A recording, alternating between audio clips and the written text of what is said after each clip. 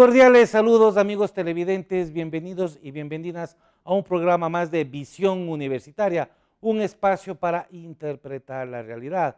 Este medio de comunicación comprometido con los altos intereses que se tienen en la sociedad, emite a ustedes contenidos ciudadanos y sobre todo se genera este espacio de reflexión, este espacio de debate, este espacio de orientación frente a problemas que existen en la sociedad. El tema de esta noche, amigos televidentes, sin duda alguna, sé yo que generarle en ustedes ese espacio de análisis en sus hogares, pero no se olvide que este programa educomunicacional se genera aquí, en la Universidad Técnica del Norte, a través de sus medios públicos de comunicación, UTV, televisora universitaria, conjuntamente con Radio Universitaria.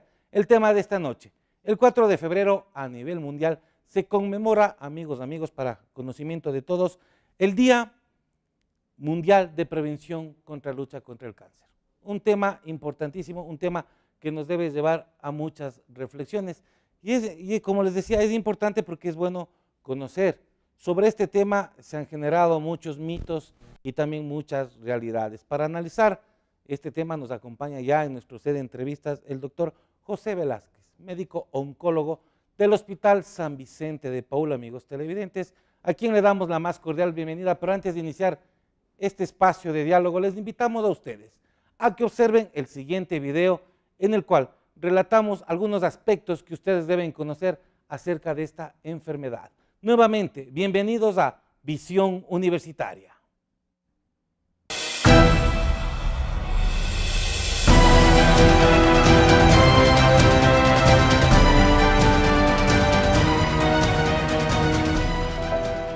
En el 2016, 641 personas murieron a consecuencia del cáncer de mama. Desde el 2012, el número de muertes por esta causa fue de 2.760 personas, según los últimos datos del registro de defunciones del Instituto Nacional de Estadísticas y Censos, INEC.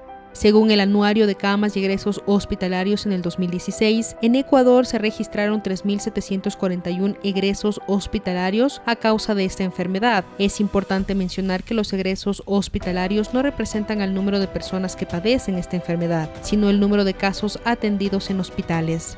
El cáncer de mama es una de las principales causas de muerte en las mujeres, ocupando el lugar número 12 de la lista. El 99,5% de las personas que murieron por esta enfermedad en el 2016 fueron mujeres, mientras en el caso de los egresos hospitalarios, las mujeres representan el 98,2%. Esta enfermedad puede afectar a personas de todas las edades. Sin embargo, el número de egresos hospitalarios aumenta a partir de los 40 años, llegando en esa edad a 407 casos. Los niños no fueron la excepción. Entre las edades de 5 a 14 años existieron 3 egresos y de 15 a 19 años 13 casos en los diferentes establecimientos del país.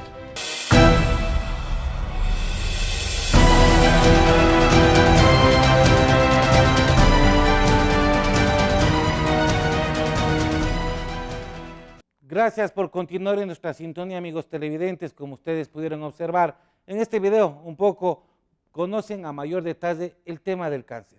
Pero es importante que ustedes también conozcan el punto de vista de los especialistas que día a día trabajan en esta temática. Doctor Velázquez, gracias por aceptar venir a este espacio de entrevistas, de este espacio de opinión y sobre todo para que la ciudadanía conozca a mayor detalle este tema. Bienvenido y buenas noches. Pablo, muchísimas gracias por la invitación. Realmente, como usted lo ha dicho, es un tema muy importante tratar, más que todo por el Día Internacional sobre la Lucha contra el Cáncer, se celebró el 4 de febrero. Entonces es un tema bastante complicado y que la población debe por lo menos tener la idea de qué tipo de enfermedad es a lo que estamos enfrentando. Y para lo cual pues vamos a ir abordando poco a poco, parte por parte, para poder entender cómo enfrentar contra esta enfermedad mortal. Es necesario, es positivo que en el mundo entero se haya destinado un día para generar esa conciencia en la ciudadanía sobre esta enfermedad, doctor. Realmente yo creo que un día por el año es muy poco, ¿no? O sea, la concientización tiene que ser a diario. Espacios como este deberían abrirse un poco más, también para que la población esté siempre en comunicación, en entrar en detalle contra cómo enfrentar el cáncer. Entonces, justamente el 4 de febrero la OMS, juntos con el Centro Internacional de Investigaciones contra el Cáncer, tomaron este día como punto de referencia para que los sobrevivientes del cáncer hagan todos los eventos necesarios con la finalidad de concientizar a toda la población a nivel mundial. Así es. Por favor, sí, continúe. Entonces, yo creo que, como vuelvo, insisto, un día para el año es muy poco, pero se puede día a día trabajar en cada sector con toda la gente para que entremos a más o menos entender sobre esta enfermedad. Y eso, pues, se logra justamente cuando ya tenemos algún contacto directo o indirecto, tal vez, con la población mediante programas televisivos como estos, o radiales, o simplemente cuando asistan a los hospitales donde nosotros estamos trabajando, pues con mucho gusto le orientamos, le ayudamos. Así es, buscando un poco de bibliografía en relación a esta enfermedad, muchos de los especialistas y muchas de las ONGs o fundaciones que trabajan hablan mucho del tema de la detección temprana, por eso lo he puesto en el tapete como los primeros temas que vamos a analizar. ¿Cuánto se gana, doctor, con la detección temprana? Ganamos la vida, eso es lo importante, porque lo económico, sinceramente, cuando la enfermedad es, entre más avanzado esté o etapas un poco más avanzadas, pues el costo económico es altísimo. O sea, el tratamiento del cáncer sale muy caro. Entonces, ahora, si detectamos precozmente, por supuesto el tratamiento también va a ser más económico. Y lo que más se gana con todo eso es llegar a la curabilidad del cáncer. Entonces, por lo cual es tan importante el diagnóstico temprano del cáncer, y hay algunos protocolos dentro del tamizaje ¿cómo se llama?, de detección precoz del cáncer, como el cáncer de mama, cáncer de cuello uterino, cáncer de cavidad oral, cáncer colorectal, por ejemplo, cáncer de piel. O sea, hay varios protocolos de tamizaje, y lo cual, aplicándolo al 100%, yo creo que ganamos mucho. Así es, la estadística que lo vamos a abordar en los siguientes bloques no es tan alentadora, igual no existe información tan científica, bien, usemos las palabras que son, y sobre todo estadísticas sobre el número de personas que padecen esta enfermedad en nuestro país. Por eso ya les dejamos a los amigos como una inquietud para ir desarrollando estos temas. Usted obviamente mencionaba de la importancia de la detección temprana, pero también hacía mucho énfasis de esta literatura en tener una vida saludable, doctor. Por supuesto, o sea, siempre en la literatura hacen énfasis, por ejemplo, de un 5 a 10% de la parte hereditaria o congénita. Por lo general, hay pacientes que tienen antecedentes familiares de cáncer de mama o cáncer de pulmón o cáncer de gástrico, y que en una nueva etapa familiar pues pudiera aparecer ese tipo de cáncer. Pero el hecho de que tenga antecedentes no quiere decir que al 100% va a tener cáncer en un futuro. Lo que pasa es que esa persona que tal vez tenga alguna alteración oncogenética alterada se expone a varios factores externos, como la mala alimentación, el sedentarismo, la obesidad, el tabaquismo, el alcoholismo, algunas exposiciones a agentes infecciosos como bacterias, virus. Entonces, eso como que va sumando entre un factor y otro, y a la final, pues, esa alteración oncogenética que de base tuvo esa persona o ese paciente se altera mucho más y se produce el cáncer en sí. Ahora, pacientes que no tengan antecedentes familiares, por supuesto, que por lo general el debut del cáncer es un poco más tardíamente, tal vez por encima de los 35, 40 años, puede llegar a tener cáncer, pero eso es ya netamente una suma de todos los factores, como ya les mencioné, pero eso no significa que provoca cáncer. Que la gente que no tenga esos factores de riesgo tampoco no desarrolle esta enfermedad.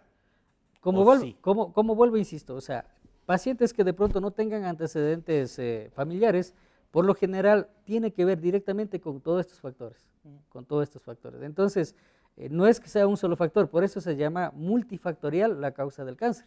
Entonces, cuando se suma todos esos factores, tal vez después de los 40 o 50 años, va a tener la enfermedad. Entonces, actualmente la incidencia del cáncer es muy alta.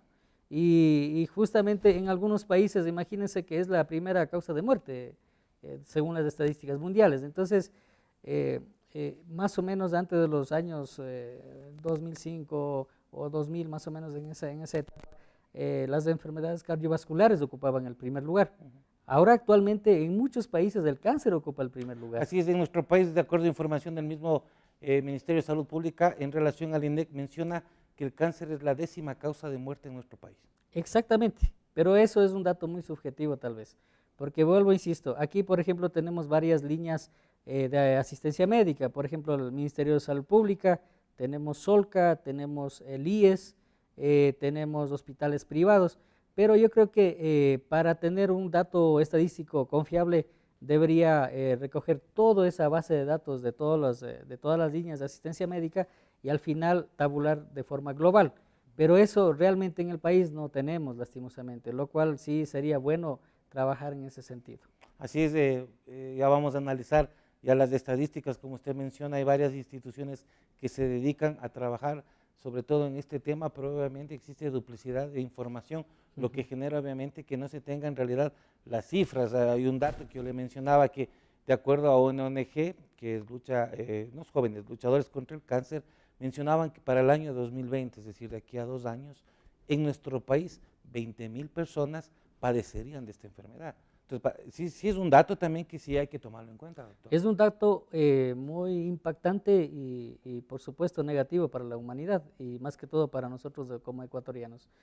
Hay muchísimos datos, muchas veces que uno toma como referente, por ejemplo, datos reportados por la OMS a nivel mundial y algunos organismos de atención oncológicas de América Latina también dan reportajes o datos estadísticos que realmente son bastante preocupantes. Entonces, por ejemplo, según la OMS en el 2012 reportaron nuevos casos diagnosticados 14 millones a nivel mundial, y lo cual de esos, más o menos en el 2015 se reportó 8.8 millones de casos fallecidos por esta causa. Así es. Entonces, esos datos son alarmantes, o sea, eso es lo que más o menos uno tiene como punto de referencia y a la cual pues hay que trabajar en conjunto, ¿no? O sea, hay que trabajar en conjunto, tratar de que todos esos datos se puedan reducir totalmente. Así es, justamente tomando un dato a nivel mundial, 8,8 millones, pero de esos 8,8 millones, algo que me llamó la atención es que el 85% son detectados ya en estados avanzados, doctor. Más o menos sí, pero eso también hay que manejar con un poco de cuidado esos datos porque, por ejemplo, no es lo mismo los países desarrollados y los países en vías de desarrollo. Por supuesto, esos datos son más acentuados para los países en vías de desarrollo, porque países como Estados Unidos, tal vez Europa o Canadá, que también son líderes en el diagnóstico temprano del cáncer, o sea, ellos fácilmente manejan oportunamente el cáncer, diagnostican tempranamente, pero en los países en vías de desarrollo, pues, son datos más o menos promedios de entre 70 a 80%. Así es, estábamos hablando acerca, obviamente ya hablamos de la detección temprana, obviamente desarrollar estilos de vida saludable, doctor. También hablábamos un poco ya de los impactos, usted mencionaba que es una enfermedad multifactorial, obviamente que no es lo mismo los antecedentes de los países de desarrollo como los países como Latinoamérica por nuestros propios contextos. Claro. ¿Cuándo sugiere usted? Obviamente, y después vamos a hablar de los cánceres que más se desarrollan, obviamente, aquí en nuestro país, de lo que es niños, mujeres y hombres. Pero ¿cuándo recomienda usted que ya deberíamos comenzar a hacer estas detecciones tempranas? ¿Cuál es la primera recomendación? Lo que pasa es que según los tipos de cáncer, uno ya conoce más o menos la edad promedio en el cual debuta este tipo de cáncer. Más o menos, por ejemplo, cáncer de mama, hablando un ejemplo, ¿no? Después de los 35 años hay protocolos internacionales que sugieren hacer por lo menos ecos de mama. Y después de los 40 años, anualmente debería hacerse mamografías y si así sospecha y se requiere hacer un eco de mama, pues complementar con un eco. Pero más o menos, no sé, como un ejemplo tomo como el cáncer de mama, pero por ejemplo el cáncer de cuello uterino. El Papá Nicolau después de los 22, 23 años es obligatorio que debería realizarse las mujeres para justamente el Papá Nicolau, justamente para detección temprana de lesiones premalignas y al final si se detecta que es un cáncer, pues hay que tratarlo como tal. Así es, doctor, queremos agradecerle, ya vamos concluyendo este primer bloque, amigos televidentes. Les invitamos a que observen el siguiente video. En el mismo van a hablar o van a ver cuáles son las medidas de prevención que se deberían tomar frente a esta enfermedad. Siga aquí con nosotros en su programa Visión Universitaria, un espacio para interpretar la realidad.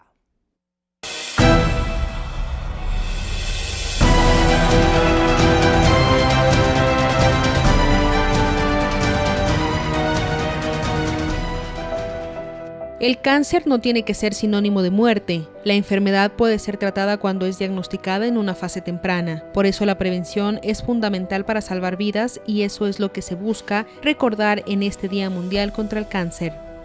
Desde el año 2000, cada 4 de febrero se celebra el Día Mundial contra el Cáncer gracias a una iniciativa de la Unión Internacional. En el mundo se celebra todo tipo de acciones, como la que ejecuta la Liga contra el Cáncer en nuestro país, la campaña Nosotros Podemos, Yo Puedo.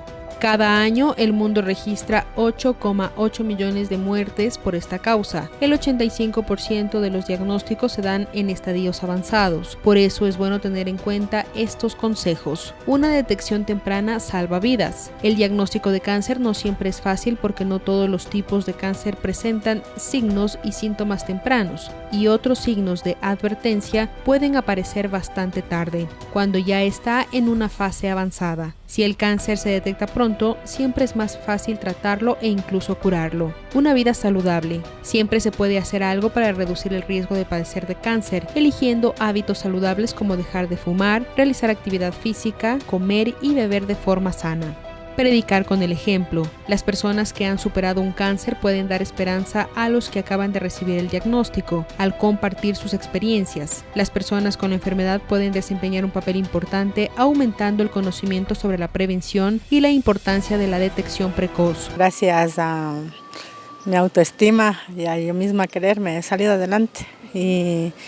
Y también quiero decirles a las mujeres que tenemos estos problemas que ellas hay que superar y hay que tomarlo uno, o sea, como algo de nuestro cuerpo, porque estas cosas son cosas que a veces nos pasan a las mujeres, no solo mujeres, sino también hombres, pero sin embargo, usted me ve aquí y le digo yo, anímicamente me encuentro mejor y todas estas cosas he superado gracias a mi autoestima, porque primero tengo que quererme yo y también yo misma en todo.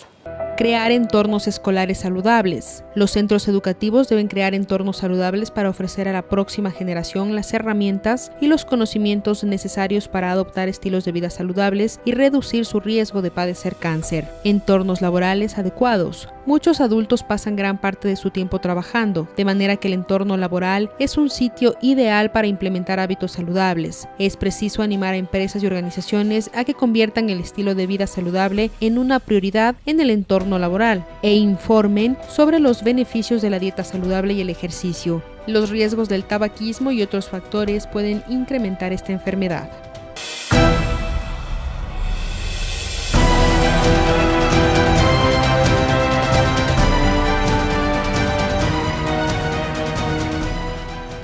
Gracias amigos, y continuamos con su programa Visión Universitaria, un espacio para interpretar la realidad. En esta noche, amigos, amigas televidentes, se está analizando el tema, el Día Mundial de la Prevención contra el Cáncer. Es muy importante que ustedes también tomen en cuenta y que lo vean en familia, y sobre todo que aprovechemos la presencia de los especialistas que nos acompañan en esta noche. Están aquí el doctor José Velázquez, médico oncólogo del Hospital San Vicente de Paul, y también ya nos acompaña el doctor Douglas Barros, que también es médico oncólogo, docente también de la Universidad Técnica del Norte, y es muy importante también tener sus puntos de vista en un primer bloque. Como ustedes observaron, amigos, ya conocimos un poco acerca del por qué hablar de este tema, también si es un mito, si es una realidad. En este bloque, amigos, vamos a hablar ya acerca de las medidas de prevención. Ustedes ya observaron el video. Doctor Barros, bienvenido y buenas noches. Se habla mucho de que para prevenir esta enfermedad hay que crear entornos saludables. Muy buenas noches, muchísimas gracias por la invitación. Un honor compartir con tan distinguido colega de la oncología clínica, el doctor Velázquez. Del entorno saludable se viene hablando, se sigue hablando, se seguirá hablando, pero la mayoría de nosotros no hacemos que el entorno sea saludable. Algún momento nosotros hablábamos de que, por decir un ejemplo, usted llega en la noche a la casa a merendar con su familia, lo primero que hace es prender la televisión para ver noticieros. Los noticieros lo que hacen es darle de 10 noticias seguramente 9 malas, violaciones, terrorismo, explosiones, etcétera, etcétera. Todo esto va a hacer que el entorno hogareño, familiar suyo se va a dañar, se va a alterar, porque a nadie le va a gustar escuchar que están matando, que están violando, que están robando e ir a descansar con tranquilidad. Y esa falla en el sistema inmunológico, recuerden que hoy hay la psiconeuroinmunoendocrinología, que es una palabra tan larga, pero que abarca lo que es la mente, a lo que es el sistema de defensa nuestro, a lo que es el sistema hormonal. Todo eso se va a disminuir y lógicamente el cáncer, que es una enfermedad oportunista, va a ser presa fácil de esa persona. Así es, muchas gracias, doctor Velázquez. También se habla mucho ahora del tema de crear estos entornos laborales adecuados. ¿Cuánto afecta obviamente en el desempeño laboral tener estos entornos adecuados y obviamente no generar esos factores de riesgo frente a esta enfermedad? Según la OMS hay 3 grupos cancerígenos divididos como físicos, como químicos y como biológicos. Más o menos dentro de eso, pues la OMS hizo énfasis, por ejemplo, trabajadores que están expuestos, por ejemplo, a radiaciones ionizantes, o como departamentos de radiología y todo eso, debería cumplir con toda la normativa para justamente evitar la exposición directa a este tipo de radiaciones. Entonces, por eso es que el medio laboral tiene que ser con condiciones óptimas justamente para evitar esa exposición directa. Justamente igual en quimioterapia también se utiliza mucho eso, que para manipular, por ejemplo, los citostáticos, tiene que ser una cámara del flujo laminar adecuado para citostáticos, porque hay otros tipos también. Entonces, todo eso, o sea, más o menos crea un ambiente laboral adecuado para evitar el riesgo de tal vez en algún momento llegar a tener cáncer, porque este tipo de agentes, tanto físicos como químicos, son dosis acumulativas. O sea, en el organismo eso se va adaptando, adaptando y adaptando. Llega un momento en que, por supuesto, alguna que 2 o 3, 4 células de pronto se altere desde el punto de vista genético y al final ya arranca toda la multiplicidad de las células de forma incontrolada. Entonces, por lo cual, sí se recomienda que exista medios laborales adecuados para evitar la exposición a estos agentes agresores. Y lo otro que es tan importante es el estrés, que muchas veces no tomamos en cuenta eso. O sea, como uno facultativo en un medio hospitalario, uno enfrenta mucho a diferentes tipos de pacientes, o tal vez puede ser el hecho mismo de tener alguna referencia por el sufrimiento del paciente, o también puede ser algo netamente administrativo, pero estresa al facultativo. Y ese estrés también muchas veces puede generar, yo hablo como médicos, como enfrentamos día a día, pero también puede haber otro tipo de estrés que pudiera los pacientes tener de forma crónica y al final pues el sistema inmunológico por supuesto baja y eso genera todo el proceso del cáncer. Doctor Barros, ¿usted quiere acotar algo, por favor? Sí, lo que el doctor Velázquez es totalmente real. Yo solo quiero sumar un poquito de que ustedes ocasionalmente van a ver un aviso publicitario para tener un empleo y le ponen por ahí en uno de los requisitos trabajar bajo presión. ¿Cómo así? No hay por qué. Yo, ¿por qué me voy a meter a un medio estresante a trabajar? Yo necesito producir para mi familia, trabajar con tranquilidad, que mi jefe, que no debería ser mi jefe, sino un líder, me guíe por el camino que yo debo ir. Eso también es de entorno laboral saludable. Solo quería contar eso a lo que el doctor Velázquez. Así, doctor, de su experiencia, obviamente, ¿cuáles considera usted que han sido o son las profesiones que más pueden ir desarrollando estos ambientes no adecuados para desarrollar esta enfermedad? Bueno, yo entiendo que las personas que trabajan en bancos, en empresas financieras, a los vendedores de ciertos productos, no necesariamente consumo masivo, porque pero hay otros, qué sé yo, vendedores de autos, de bienes raíces, gente que les imponen supongo que un nivel, un estatus para decir, debe cumplir eso, caso contrario su sueldo se va a estancar o no va a cumplir las expectativas de la empresa, etcétera. Creo que ese tipo de profesiones son las que dan. Ahora, lo que el doctor Velázquez decía, los médicos estamos sometidos a un estrés constante, todo el tiempo. En nuestras manos nos ponen a nosotros hace 2 años, 3 años, un código que nos descobija, un código integral penal, que en el rato que por desgracia a usted se le muere un paciente o fallece por alguna razón, usted sabe que posiblemente debe enfrentar un juicio y quién sabe la cárcel. Es muy posible. ¿Qué médico va a trabajar con tranquilidad con ese problema? Así es, justamente ahora ya el Ministerio de Salud está trabajando en una serie de reformas, incluso hay una legisladora, Polly Ugarte, que se la considera como un estandarte justamente de la lucha contra el cáncer, que menciona que se debe flexibilizar el marco legal para el ejercicio profesional. ¿Su criterio, doctor Velázquez, en ese sentido? Bueno, con respecto a eso, yo pienso que, como dice el doctor Barros, es verdad, o sea, nosotros, y además por la misma especialidad de nosotros, estamos en constante estrés, tal vez laboral, porque enfrentamos una infinidad de desafíos, tal vez en el momento del diagnóstico, en el momento del tratamiento con los pacientes con cáncer. Y a la misma enfermedad y el sufrimiento del paciente, pues a nosotros ya nos predispone al estrés, entonces lo cual pues genera justamente tal vez no tan adecuada la situación laboral, y eso sumando a todas las leyes que de pronto estén vigentes en este momento, pienso que nos somete mucho más todavía al estrés. Pero bueno, ante todo hay varios factores, como decía anteriormente, que se suman y a la final pues siempre va a provocar el cáncer, por lo cual, como son datos estadísticos muy altos por la OMS, lo que reporta en el 2012, el último reporte, hay que cuidarnos, o sea, hay que tal vez disminuir esos factores de riesgo, no exponerse tanto, como ya conocemos qué factores de riesgo son los que provocan cáncer, entonces hay que tratar de evitar ese tipo de factores. Y eso más o menos según la OMS, por ejemplo, nada más con una buena alimentación, no exponerse al tabaco y al tabaquismo y al alcoholismo, no ser sedentario y no ser obeso, ya con esos 4 factores disminuyen la incidencia del cáncer cerca de un 30 a 50%. Así es. Imagínense, ya eso es un dato que está estudiado científicamente, eso no es que sea un reporte de tal vez de pocos números de pacientes, son estudios de metaanálisis muy avanzado, lo cual ha generado resultados de impacto, y lo cual por la OMS justamente se da el reporte en todos los medios. Me gustaría que en este apartado profundicemos un poco en los factores de riesgo que hemos hablado. Se menciona que si hacemos ejercicio 150 minutos a la semana, por ejemplo, si tenemos un estilo de vida saludable, si nos alimentamos bien, si no tenemos presión laboral, si no tenemos presiones emocionales, sí, en las condiciones de nuestra sociedad. ¿Es factible eso, doctor Barros? Bastante difícil. Me quiero referir rápidamente al factor de riesgo que mentó el doctor Velázquez respecto a la obesidad.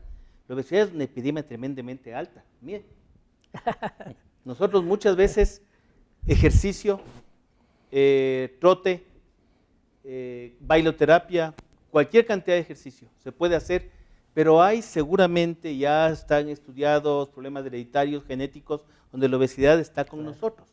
Y a esa obesidad, que en realidad si nosotros la podemos controlar junto a los otros que mencionó el doctor, va a disminuir notablemente. Pero en el asunto de la obesidad, es fácil ganar 2, 3, 4 kilos. Bájelos, casi imposible. Pero a esa obesidad hay que tratar de hacerla saludable. Es decir, ejercicio, buena vibra, todo lo que acabas de decir, Pablo. Capaz que esa obesidad, esa cantidad de masa magra exagerada que tenemos, no vaya a afectarnos en algún momento, no necesariamente no al cáncer, un problema cardiovascular es muy sencillo. Entonces, esa obesidad hay que hacerla saludable. Y ahí los factores de riesgo.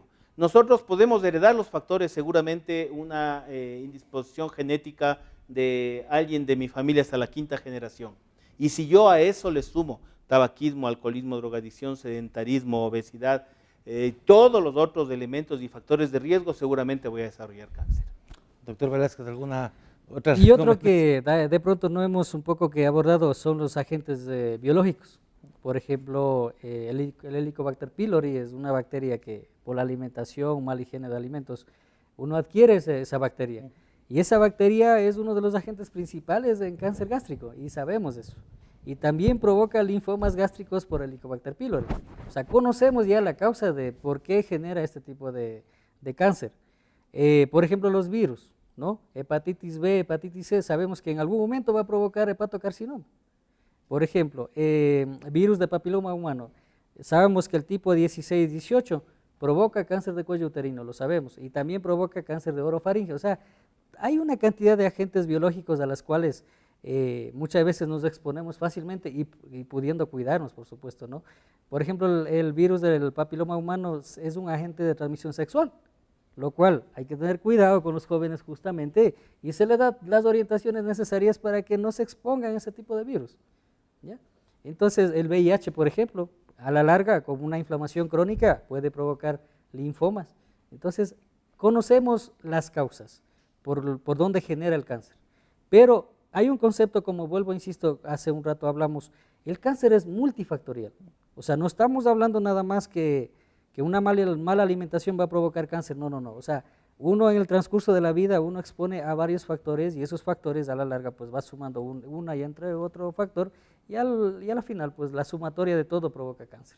¿Ustedes no consideran también que hace falta como que información, como que hace falta educación? Claro. Es decir, escuchamos la palabra cáncer y automáticamente encendemos las alarmas, ¿no? Es decir, pero obviamente no estamos analizando, no se está considerando todos estos elementos que estamos abordando en este programa, doctor Barros. Yo iba a esto justamente. La prevención yo considero que es un campo muchísimo más amplio y que el sistema de salud de cada región o país o estado debería tomarlo y asumirlo. Lo que el doctor Velázquez dice del virus de papiloma humano, si yo desde tempranas edades enseño a los adolescentes, hombres y mujeres, a que hay la gran posibilidad de que pueda haber esta transmisión del hombre a la mujer del virus del papiloma humano y que a la larga puede desarrollar cáncer del cuello uterino o de la garganta, seguramente ese joven de 15, 16 años ahora, a los 18, 20, cuando sea adulto, va a ser conciencia. Entonces la prevención es algo muchísimo más amplio. Nosotros los médicos, ahora que estamos, por primera vez que tengo la suerte de encontrarme con el doctor Velázquez, trabajamos en cáncer, pero a nosotros es la frustración más grande encontrar cánceres avanzados. ¿Cómo es posible que todavía tengamos que hacer amputaciones de mama porque los cánceres fueron avanzados? Nadie le informó a esa persona que debía hacer una mamografía para detectar tempranamente la enfermedad. ¿Cómo es posible que todavía haya personas con Helicobacter pylori en su cuerpo y que nadie le explicó que debe hacer un tratamiento, erradicar esa bacteria porque a la larga le va a provocar alguna enfermedad grave? Y así cientos de casos que nosotros tenemos, vemos morir a gente el día a día, porque a nosotros lo que nos toca hacer es una asistencia nada más. Claro, pero ¿quién falla en ese caso, doctor, si no hay una detección temprana? El sistema de salud. Definitivamente es el sistema de salud. Usted también dice, Sí, antes sí. no se la consideraba una enfermedad catastrófica, ¿no? O sea, No, sigue siendo enfermedad catastrófica. antes no se la consideraba. No, o sea, antes no. Antes por no. eso, o sea, al Antes considerarlo usted ya cree que el Estado asume como alguna responsabilidad, es decir, porque usted A ver, mencionaba hace un momento que cuando se trata esta enfermedad es cuando ya está avanzado. Claro. Realmente, a ver, en lo que dice el doctor Barros, yo al 100% estoy de acuerdo. Realmente el sistema de salud no es bueno en nuestro país. ¿Por qué? Porque el sistema de salud más o menos aquí funciona, es primer nivel, segundo nivel, tercer nivel. Cuando uno de esos niveles falla totalmente. O sea, hay esa escala de niveles en los cuales tal vez el primer nivel se dedica al diagnóstico precoz o al monitoreo o al tamizaje. El segundo nivel ya hace un poco mayor de estudios, un poco más avanzados y hasta algunos tratamientos. Yo no sé por qué tenemos muchas veces, digo en el Ministerio de Salud Pública, ese tabú de que tercer nivel tiene que hacerse todo. Eso es, yo la verdad no estoy de acuerdo. Porque tenemos facultativos capaces de hacer casi la mayoría de los tratamientos en el segundo nivel. Yo tranquilamente, por ejemplo, aquí en el Hospital San Vicente de Paúl, si existiese un espacio para poner quimioterapia, yo puedo poner quimioterapia. Entonces, eso es el problema, o sea, no tenemos los niveles totalmente funcionales. O sea, por lo general el primer nivel falla. ¿Por qué no detectan fácilmente el cáncer?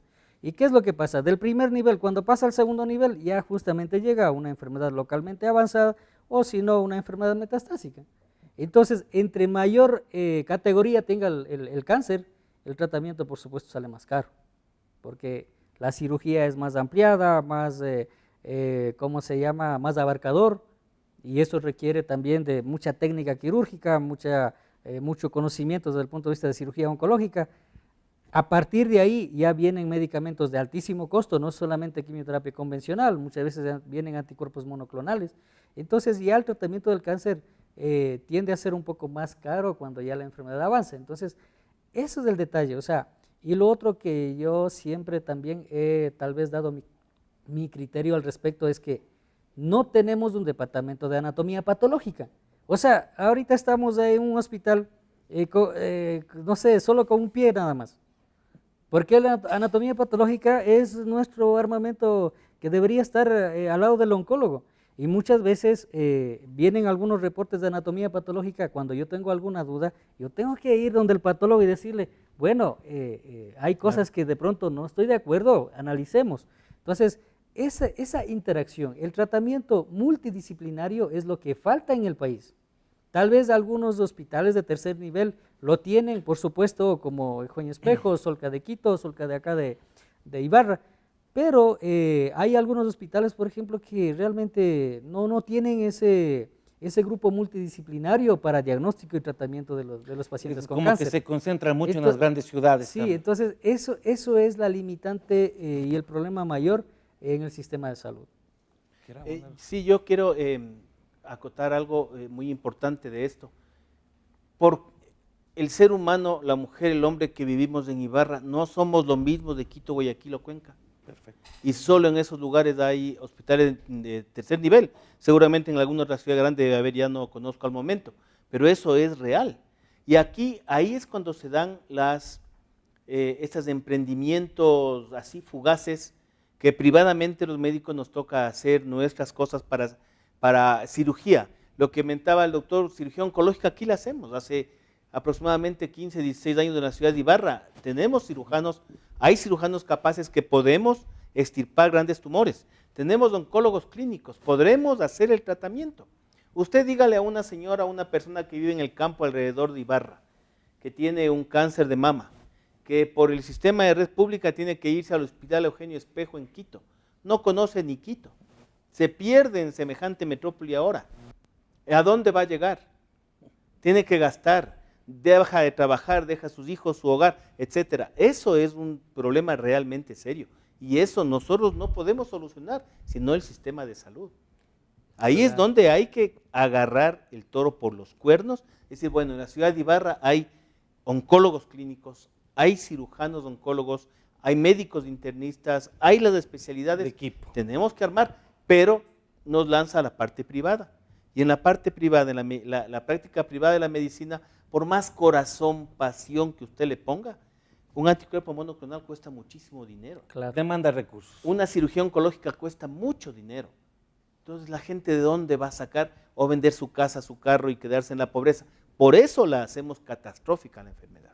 Muy bien, muchísimas gracias. Vamos a seguir conversando y a continuación, amigos, les invitamos a que observemos el siguiente video. En el siguiente bloque, básicamente vamos a hablar de cómo está la situación del cáncer en nuestro país, en el Ecuador. Siga con nosotros en su programa Visión Universitaria.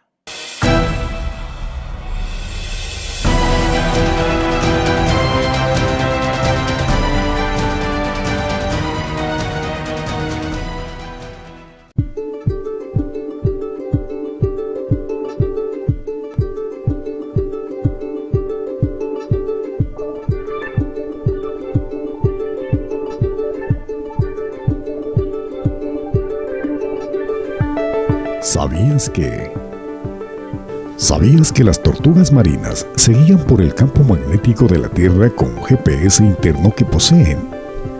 Aunque no se sabe exactamente cuál es el órgano receptor de la información magnética, algunos creen que en el ojo hay ciertos elementos de hierro que se activan con las señales magnéticas. Estos elementos transforman los datos magnéticos en señales eléctricas neuronales, según la Universidad Autónoma de México. Un aporte de la Universidad Técnica del Norte y sus medios públicos de comunicación.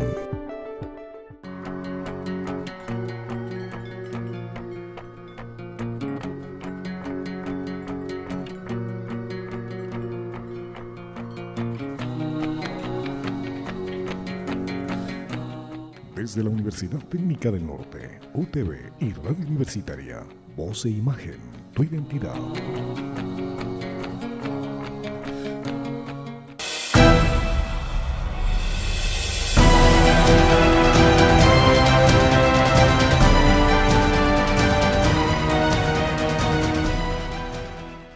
Gracias amigos televidentes, buenas noches. Seguimos en nuestro programa Visión Universitaria. En esta noche estamos analizando el tema de la prevención del cáncer. Obviamente nuestros invitados son el doctor José Velázquez, médico oncólogo del Hospital San Vicente de Paúl, y el doctor Douglas Barros, también médico oncólogo y docente de la Universidad Técnica del Norte. En este bloque vamos a analizar ya específicamente el tema país, del tema Ecuador. Y a mí me ha llamado algo la atención que quisiera que ustedes como especialistas hagan su análisis. He buscado literatura en relación a la estadística.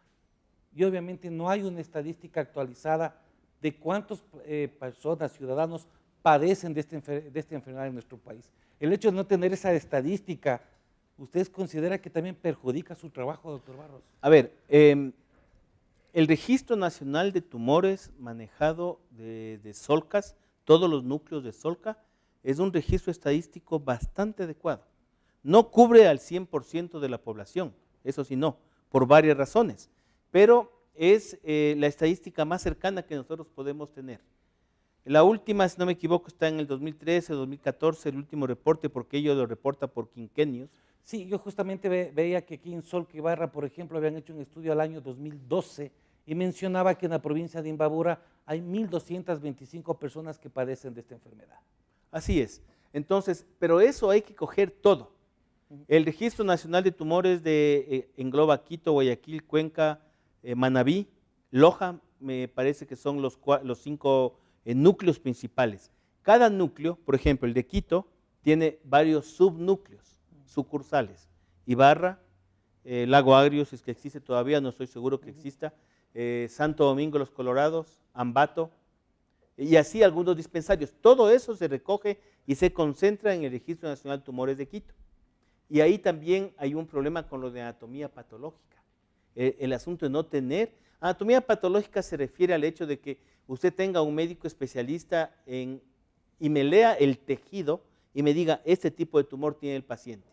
Y eso tiene un código internacional que se llama CIE, y ese código nosotros le centralizamos con los datos sociodemográficos del paciente y enviamos a Quito. Así es como debe ser. Ahora entiendo y estoy seguro que la red pública de salud, el IES, todas las clínicas privadas, tenemos la obligación de enviar todos los datos oncológicos y centralizarlos en Quito, para que ahí se haga la estadística. Y ahí se va a encontrar, debe estar por salir el de este último quinquenio, el Registro Nacional de Tumores, para saber cómo estamos, pero nosotros que trabajamos en esta enfermedad, estamos seguros que lo que va a salir es mama, tiroides, estómago, próstata en el hombre, la piel que está totalmente, eso ya, no es que no le tomamos en cuenta, sino que si es que yo detecto un cáncer de piel temprano, con una cirugía amplia ya solucioné el problema, cuando no sea melanoma, ¿no? Por supuesto. Eso, el cáncer de cuello de útero, por supuesto que todavía tenemos un poquito, pero todavía tenemos. Más o menos son los 6 tumores que en el país existen. Doctor Velázquez, justamente se mencionaba que en ese estudio que de los más de 100 tipos de cáncer, los más recurrentes en nuestro país, en el niño ha sido leucemia, en los hombres el prostático y en las mujeres el cáncer de mama. Y en la ciudad de Quito, esto les pongo a ustedes como especialistas, deben saber más, que han desarrollado mucho el cáncer de piel por las condiciones climáticas, que la técnica dice que de 2 a 4 por cada 100,000 habitantes no nos preocupemos, pero de 4 a 6 ya suena una primera alarma. Con esta estadística, ¿qué conseguimos, doctor Velázquez? Realmente conociendo los datos reales, o tal vez lo más cercano posible a la situación real del cáncer en el país, yo creo que ganamos mucho, porque así las políticas para ya tomar en el sentido de prevención o diagnóstico temprano, esas políticas que van dirigidas a ese sector, llegarían a ser más eficientes a las que ahora tenemos. Porque ahora estamos todavía en pañales, yo digo siempre así. Porque yo sé que Solca tiene una red de registro de tumores, pero como dijo el doctor Barros, hay otras entidades, o sea, hay Ministerio de Salud Pública, hay toda la red de hospitales del IES, y todas las clínicas privadas. Y yo estoy más que seguro que casi un 95%, 90%, digamos, de este tipo de redes hospitalarias no reportan.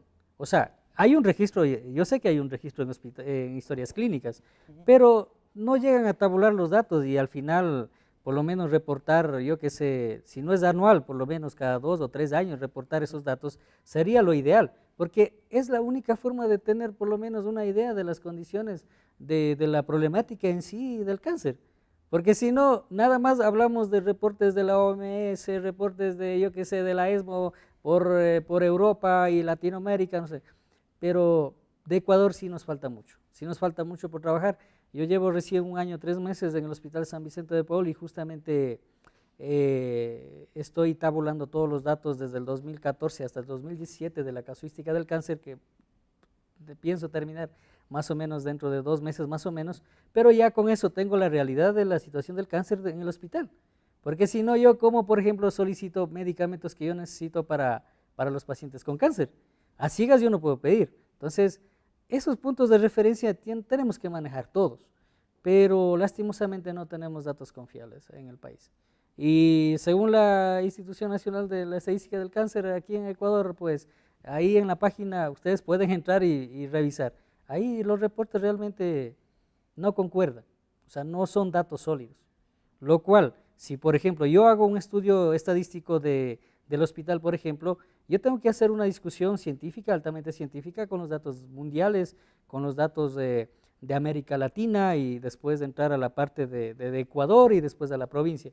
Pero no tengo datos ni de Ecuador ni de la provincia como para yo decir, bueno, tengo un punto de referencia y puedo discutir estos resultados míos. Entonces, lastimosamente en eso sí tenemos que trabajar. O sea, sí tenemos que unirnos entre todos y entender que el problema del cáncer es uno solo y que en base a esa línea, pues todos tenemos que trabajar, todos tenemos que aportar en eso. Así es preocupante el hecho de no tener una estadística que realmente refleje cuáles son las necesidades que hay en los contextos, porque obviamente desde muchas instituciones se trabaja en el tema de la prevención, el cáncer de mama, obviamente el Estado invierte ingentes recursos para que las mujeres se hagan este tipo de diagnóstico, doctor Barros, pero obviamente si no hay una estadística posiblemente pueda haber otro tipo de cáncer que puede estar afectando más a las mujeres. O sea, no sé, es una pregunta. Cuando yo hablaba de las iniciativas privadas, me refería, posiblemente me acercaba un poco a esto, porque la mujer que va al hospital del seguro, se va y le dan turno de aquí a 1 mes para que le vea, ella tiene ya su tumor en el seno. En el mes le dicen, vaya a hacerse la mamografía, después de otro mes. Se hace la mamografía y regresa, hay que hacerse un eco después de otro mes.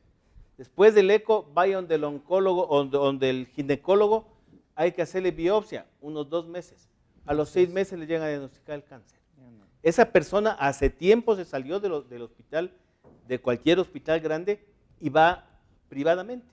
Privadamente en 1 semana está hecho todo. Está hecho todo. Y seguramente en las 6 siguientes semanas podemos dar tratamiento de oncología clínica con quimioterapia. Así es, pero eso es dinero. Y ahí es donde se diluyen los datos. Claro. Ahí es porque si la señora se cansó, se fue. Ve, aquí hay un reporte de cáncer y la paciente donde está operada, no sabemos. Seguramente ya fue a la actividad privada médica, que es lo lógico, es su familia, ella quiere salvar su vida. Y ese es el grave problema, por lo tanto el sistema de salud es el que falla. Notablemente, por más esfuerzos que se hayan hecho, el intento es un trabajo de muchos años que seguirán viniendo. No creo que exista un sistema de salud perfecto. Hay sistemas de salud en países como en Cuba, o sea que son los niveles pero estrictamente puestos pero manejados, son países pequeños en todo caso, de los Países Bajos, en Suecia, Suiza tienen muy buenos sistemas de salud, donde usted tiene ciertas garantías, pero donde nosotros todavía se basa en iniciativas privadas. El tema de la prevención. Y las iniciativas privadas cuestan porque uno debe invertir. Claro. Entonces yo pongo un mamógrafo digital para tratar de encontrar más tempranamente los tumores, pero un mamógrafo digital cuesta muchísimo dinero. Yo no puedo competir con mamógrafos analógicos de antes, por más digitalizados que estén, porque no voy a poder competir económicamente. Y esa educación tenemos que hacerlo también privadamente, porque el sistema de salud es bien difícil que lo logre hacer. Sí, es importante todas estas reflexiones. Hablemos un poco, obviamente, en mujeres se menciona que el que más se desarrolla es el cáncer de mama, la recomendación es que visiten a los especialistas, pero muy poco se topa el tema de los hombres que podemos desarrollar el cáncer de próstata, que es el más recurrente. ¿Qué hacer? ¿Cuáles serían las medidas? La recomendación que ustedes darían, obviamente, a todas las familias, tenemos nuestras esposas, nuestras madres, nuestros hijos, ¿ustedes consideran que se debe hacer una detección temprana en toda la familia? O sea, ¿qué hacer? O sea, ya está ahí. ¿Ustedes, cuál es su recomendación, doctor? A ver, justamente como le decía antes, o sea, hay temas de tamizaje, se llama eso, o screening en inglés. Hay protocolos ya bien establecidos, ¿no? O sea, ¿de qué edad más o menos es lo más apropiado empezar a hacer algunos tipos de estudios? Por ejemplo, en cáncer de próstata, por ejemplo, si yo sé que en el antecedente familiar tiene cáncer de próstata, por supuesto yo ya más o menos tal vez a los 40 años en adelante ya tengo que empezar a hacer por lo menos el PSA, que es el marcador tumoral para detectar alguna alteración prostática, que tampoco es el método diagnóstico al 100%, porque puede el PSA elevarse por otras situaciones.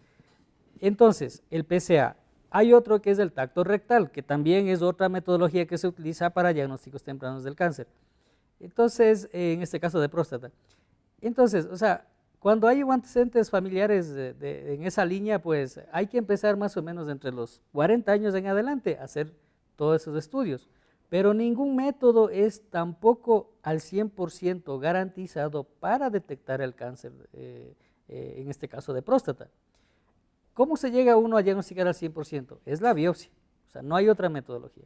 Uno toma la biopsia y la biopsia me dice que es un adenocarcinoma de próstata, perfecto. Pero hay métodos que tal vez dentro de la sensibilidad y especificidad más o menos está entre los 80-85%, que es un dato bastante aceptable. Entonces, por eso todos los protocolos internacionales recomiendan el PSA y el tacto rectal utilizar más o menos como métodos de tamizaje. ¿Y eso se puede realizar acá? Por supuesto. Estamos en condiciones, o sea, la gente más bien también debe ir venciendo esos miedos y acudir. Por supuesto. Yo creo que asistir al urólogo y que el urólogo le examine. También la sintomatología es otra, porque cuando ya hay una sintomatología, de pronto tenga una hiperplasia prostática benigna, pero siempre es bueno que el urólogo examine, haga un tacto rectal, determine las condiciones de la próstata, asociar con un PSA, por lo menos un eco pélvico, no sé.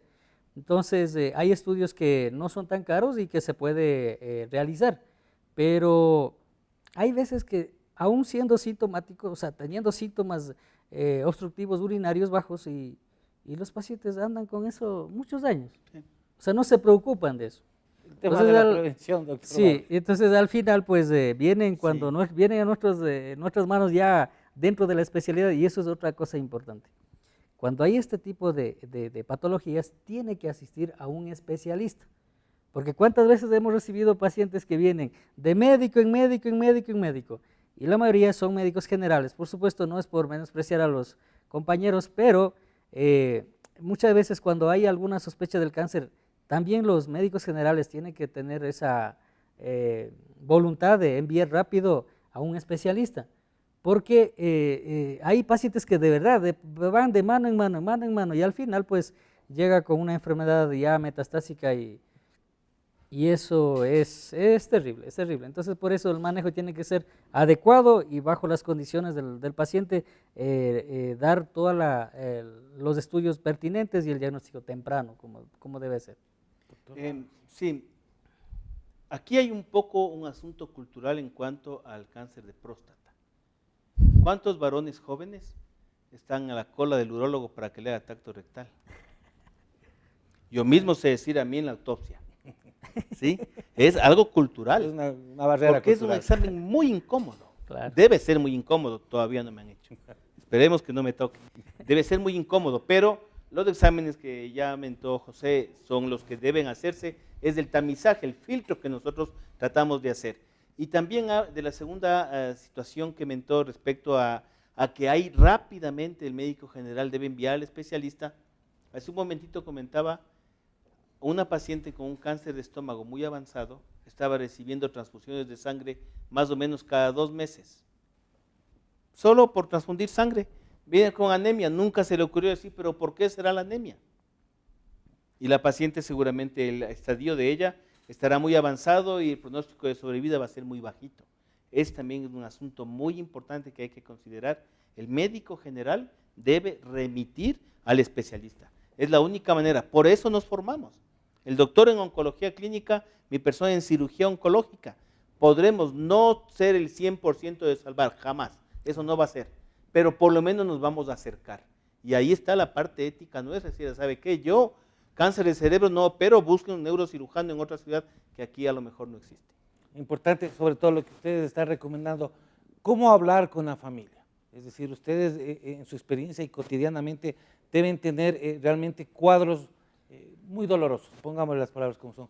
Cómo hablar con la familia, cómo decir que sí, no todo está perdido, pero que hay que poner actitud, hay que poner obviamente en las manos de profesionales lo que usted menciona, remitir los casos a quienes puedan tener un nivel de resolución mucho más óptimo, doctor. ¿Cómo hablar con la familia en este caso?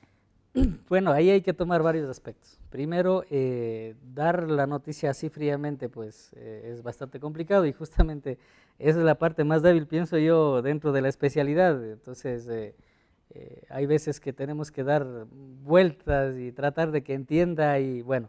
Pero o sea, todo depende también del tipo de paciente, porque hay pacientes que dicen, ¿sabe qué, doctor? Dígame toda la verdad, libremente. Entonces, uno trata de explicar para que entienda qué tipo de enfermedad es.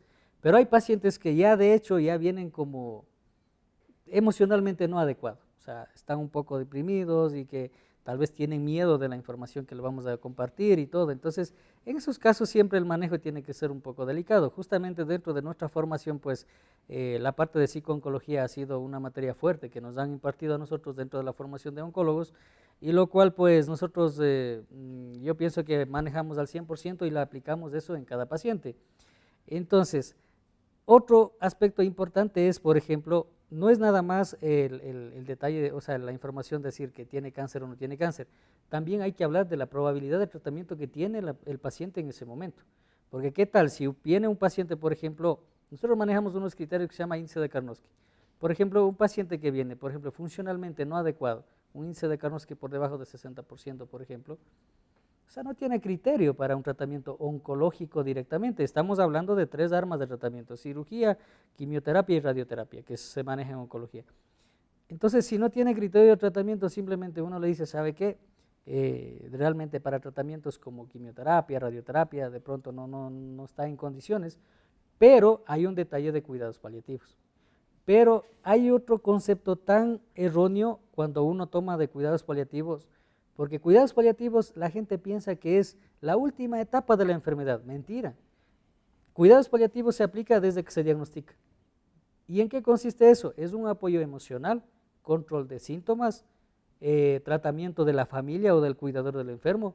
Entonces, ese cuidados paliativos tiene que ir a la par, o sea, también se llama, los gringos dicen tratamiento de soporte, y justamente el tratamiento de soporte, juntos con cuidados paliativos, tiene que ir desde el diagnóstico hasta la final de la enfermedad, pues no.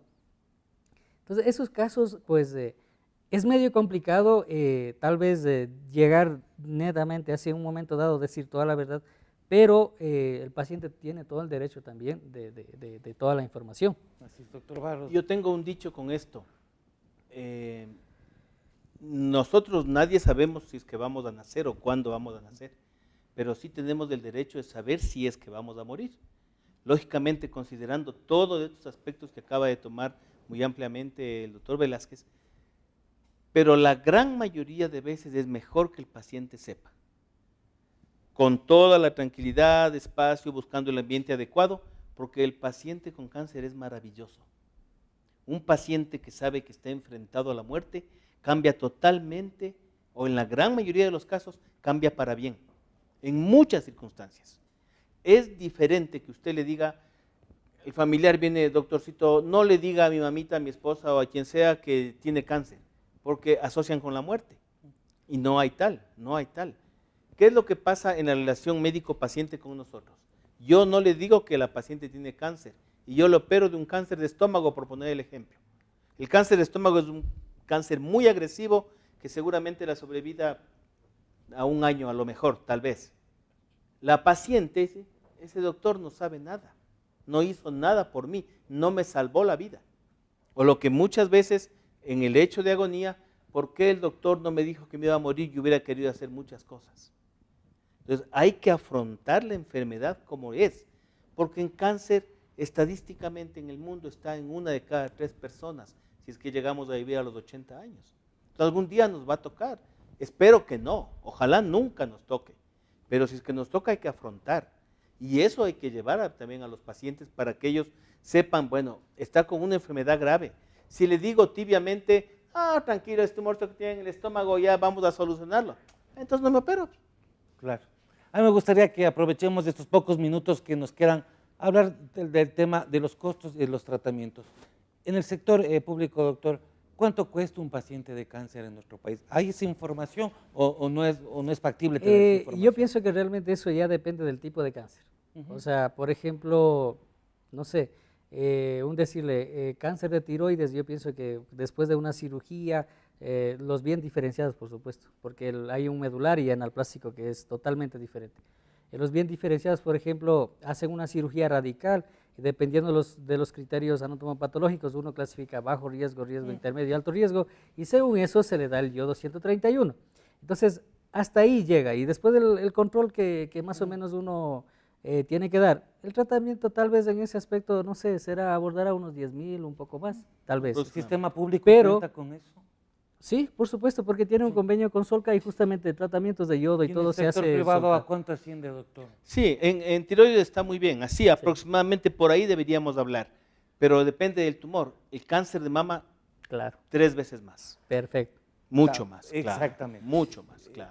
Eso era un poco para Sí. tener idea, porque es importante cuando la gente dice, sí, en relación, si en el sector público me demoro 6 meses, en el privado en 1 mes, viene el costo, ¿no? Es que, Pablo, hay que tomar en cuenta no solo el hecho de lo que gasta el Estado, o la clínica o la familia. Si es una persona joven, productiva, vamos a perder todo lo que esa persona no puede producir durante el tiempo de su enfermedad, y eso es muchísimo para un Estado. Exacto, no se justifica Para una cualquier inversión familia. que se haga, Para obviamente nada. es en función del paciente. Yo les quiero agradecer, pero antes de finalizar, quisiera que cada uno de ustedes en 1 minuto se dirija a la cámara y le conversemos a la ciudadanía, porque es importante que ellos conversen en familia, y que se informen de esta enfermedad. Y muchísimas gracias por haber asistido a este espacio Visión Universitaria, doctor Velázquez, doctor Barros. Muchas gracias. Doctor Velázquez, por favor. Bueno, a toda la población en general, yo siempre, en las entrevistas que me han dado la oportunidad, yo siempre les he dicho, o sea, primero tienen que reconocerse su cuerpo. Tienen que saber qué es lo normal y qué es lo anormal. Ahora, si ustedes ven que de pronto tienen, como vulgarmente se llama muchas veces, ¿no?, una pelotita por acá, por acá. Si hay alguna tumoración que de pronto les preocupa, acudan rápido a un especialista. Y así, de esta forma, es que se va a diagnosticar rápidamente y el tratamiento más oportuno, y así podemos curar el cáncer. Muchísimas gracias. Doctor Barros, por favor. Bueno, la persona más importante en tu vida eres tú, por sobre todas las cosas. Si tú estás bien, toda tu familia, todo tu entorno va a estar muy bien. Protégete, cuídate, ámate. Ámate a ti primero, que estás queriendo a toda tu familia. Muy bien, queremos agradecer la presencia de nuestros especialistas en el programa que se analizó esta noche, amigos televidentes. Nuevamente el agradecimiento al doctor José Velázquez, médico oncólogo del Hospital San Vicente de Paúl, y al doctor Douglas Barros, médico oncólogo y docente de la Universidad Técnica del Norte. No se olvide que ustedes pueden ver este espacio todos los días sábados a partir de las 20:30 y en los días miércoles su reprise a la misma hora, y también nos puede seguir con la señal de Radio Universitaria. El tema de esta noche, amigos televidentes, sin duda alguna va a generar ese espacio de conversación, ese espacio de diálogo en los hogares, que es muy importante. Se han dado la mayor cantidad de información para que nosotros obviamente vayamos rompiendo mitos acerca de cuando mencionan la palabra cáncer nos asustemos. No hay que asustarse, pero sí hay que prevenirse, hay que tener información y sobre todo acudamos donde los especialistas. No me queda más que agradecer. Gracias, un fuerte abrazo y hasta una próxima oportunidad.